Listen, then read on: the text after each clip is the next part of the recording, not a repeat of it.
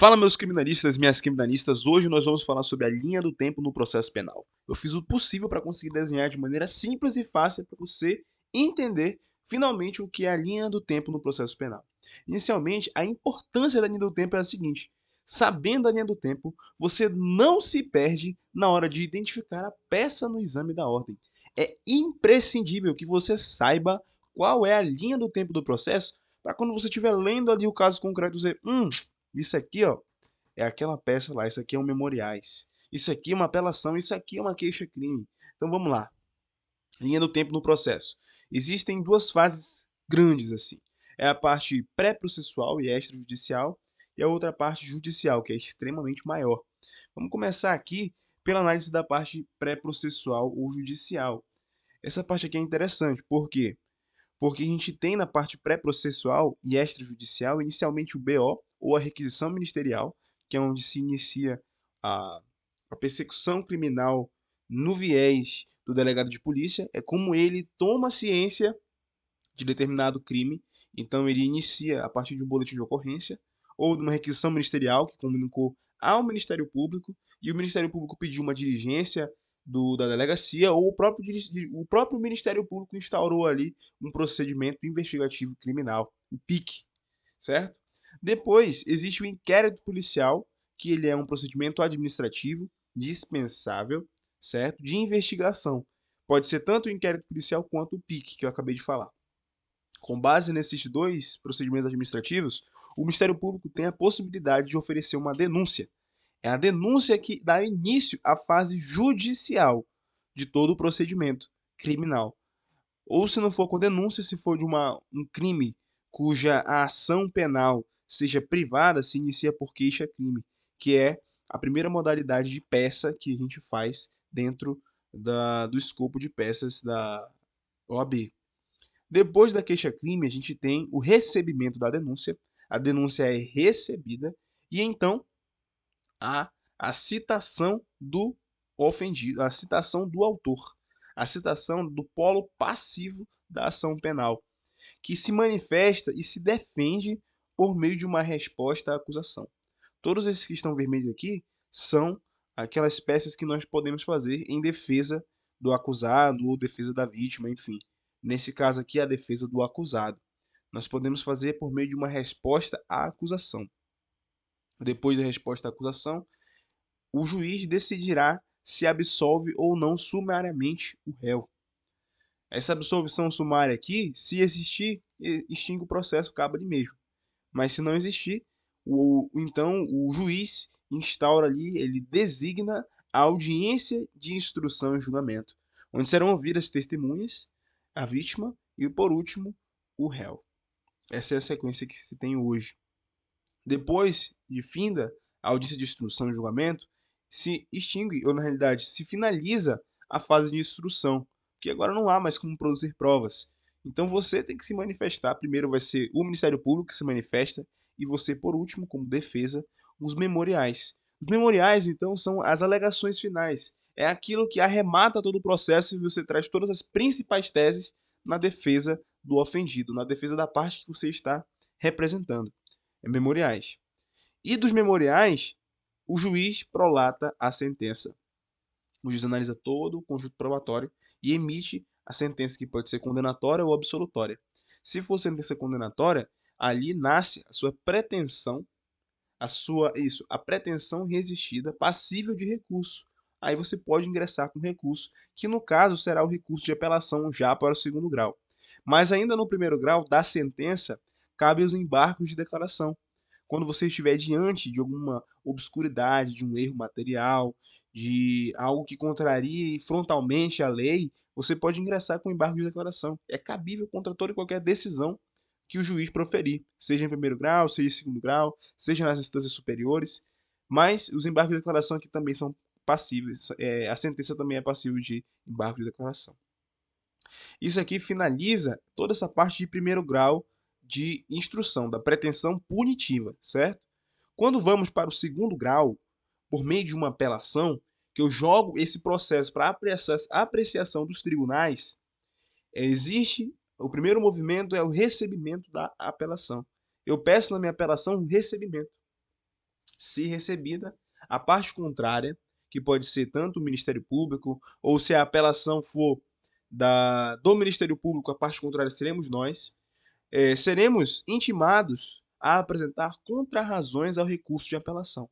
É onde você vai analisar a peça de apelação da parte contrária e vai falar, ó, a sentença deve ser mantida por esses motivos X, Y, Z.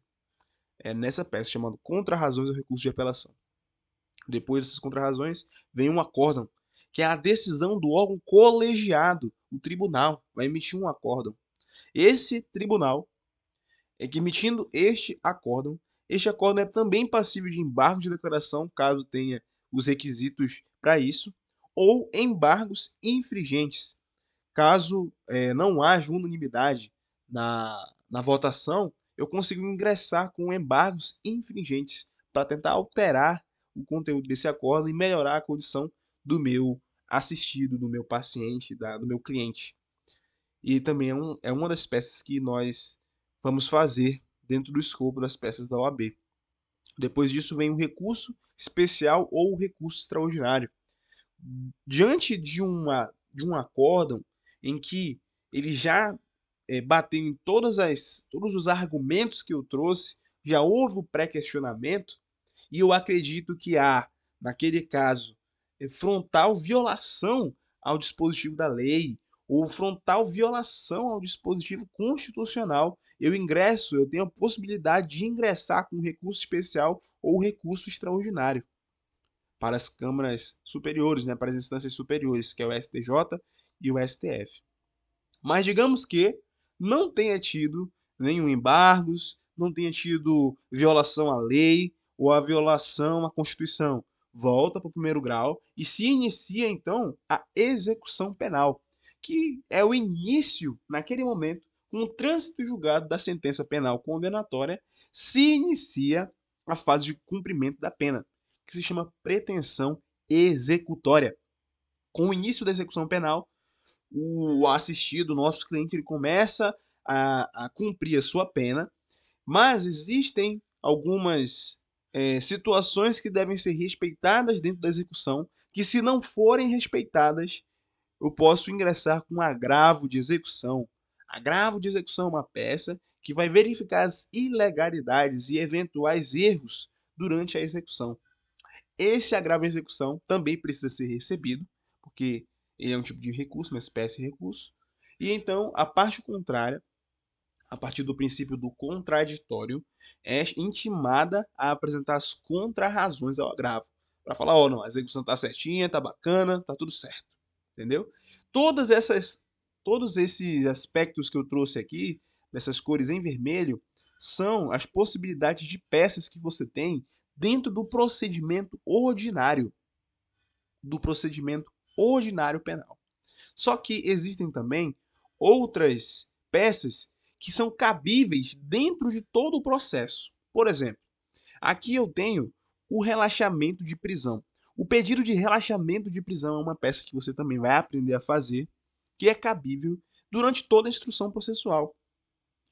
No momento em que é verificada a ilegalidade formal ou material do nosso assistido. Se ele tiver, por exemplo, restringida a sua liberdade por tempo maior do que o previsto, ali é manifesta ilegalidade material, porque ali extrapolou o prazo que ele deveria estar ali. Então, eu peço relaxamento da prisão. Porém, eu também tenho um pedido de liberdade provisória, que ali não é quando tem ilegalidade, mas sim quando eu percebo que ele cumpre os requisitos para cumprir aquela pena em um regime menos gravoso do que a cautelar de prisão preventiva em regime fechado. Então eu peço aqui a liberdade provisória sem as medidas cautelares. Por exemplo, eu também tenho a revogação da preventiva ou da prisão temporária.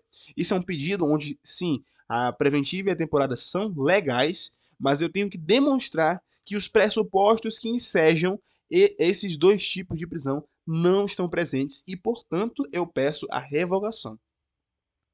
Vamos continuar aqui. Existem outras que eu acabei não trazendo, mas estou trazendo agora, peças que nós vamos fazer, que você vai ter que aprender a fazer para conseguir passar com chave de ouro na segunda fase da OAB. Quando você se deparar com uma decisão interlocutória, com uma decisão que não extingue nenhuma fase do processo, é cabível o ingresso com rese, recurso em sentido estrito, com fulcro no artigo 581 do CPP. A gente vai analisar todas as hipóteses de incidência de decisões interlocutórias que podem acontecer no processo, que podem ensejar você ingressar com rese.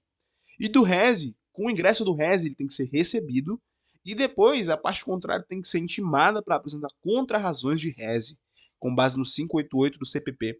Se, por exemplo, o Ministério Público ingressa com rese, o rese é recebido, a defesa, nós, somos intimados a apresentar contra-razões ao rese.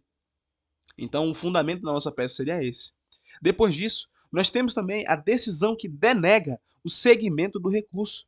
Se alguma decisão interlocutória denegar o segmento do nosso recurso, o recurso cabível é a carta testemunhável, com o objetivo único de abrir, de estrancar esse nosso recurso, que é o artigo 369 do CPP. Além disso, também temos a decisão denegatória de MS, que é o mandado de segurança, mandado de injunção, habeas data e habeas corpus em uma única ou última instância. Quando houver uma decisão denegatória dos remédios constitucionais, cabe à defesa ingressar com recurso ordinário constitucional. Cabe à parte ingressar com ROC para o STJ ou para o STF, com base no artigo 102.2, A e B da CF e o 105.2A da CF. Além disso, nós temos também quando nós queremos evitar ou fazer cessar uma violação ou coação à liberdade de locomoção, que é o recurso mais conhecido de quem sequer faz direito.